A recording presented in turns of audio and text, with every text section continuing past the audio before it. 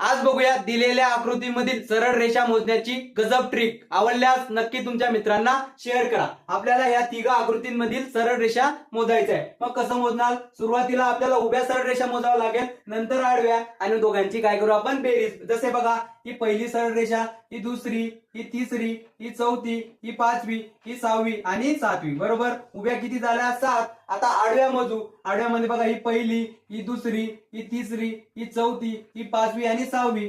बरोबर, किती झाल्या? आडव्या 6। करा यांची बेरीज। 13 सरळ रेषा या आकृतीमध्ये असतील। तसंच या प्रकारे मोजू। बघा, ही असेल पहिली, दुसरी, तिसरी, चौथी आणि पाचवी। बरोबर, 5 झाल्या उभ्या। बघा, आता या कोपऱ्यापासून त्या कोपऱ्यापर्यंत मोजू। जसं ही पहिली, दुसरी, तिसरी, चौथी आणि पाचवी, ह्या किती झाल्या? 5। बरोबर, आता ह्या कोपऱ्यापासून इकडे मोजू। जसं बघा, 1 2 3 4 आणि 5। बरोबर, ह्या सुद्धा 5 झाला। करा यांची बेरीज, ती असेल 15। 15 सरळ रेषा या आकृतीमध्ये असतील। त्याचप्रमाणे मित्रांनो, आता या आकृतीमध्ये किती सरळ रेषा असतील त्याचा आन्सर तुम्ही कमेंट करा।